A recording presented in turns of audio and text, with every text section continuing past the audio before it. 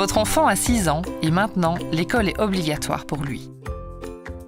Il va apprendre à lire, à écrire, à calculer, un peu de sciences, d'histoire, de géographie, tout ça pendant 6 ans.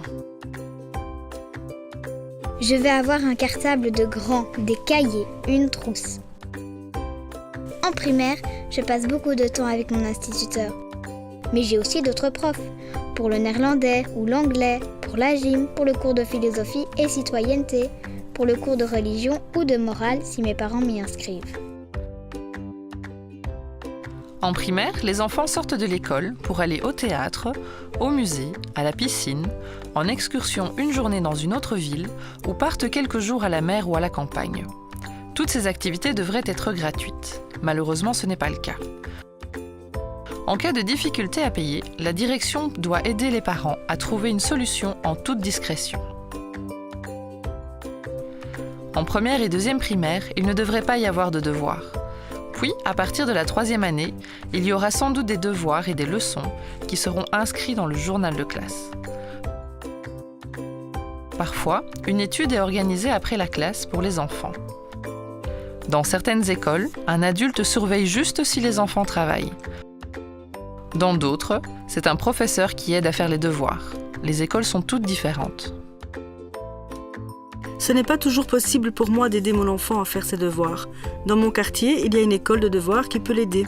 Et en plus, il peut aussi faire d'autres choses, comme jouer à des jeux de société, lire, faire du théâtre, peindre, aller au musée. Après chaque bulletin, une réunion de rencontre avec l'instituteur est organisée. Vous échangerez avec l'enseignant sur les résultats, les facilités et les difficultés de votre enfant et demanderez à l'instituteur ce qu'il va mettre en place pour aider votre enfant s'il en a besoin. À tout moment, vous pouvez aussi demander à rencontrer les enseignants ou la direction.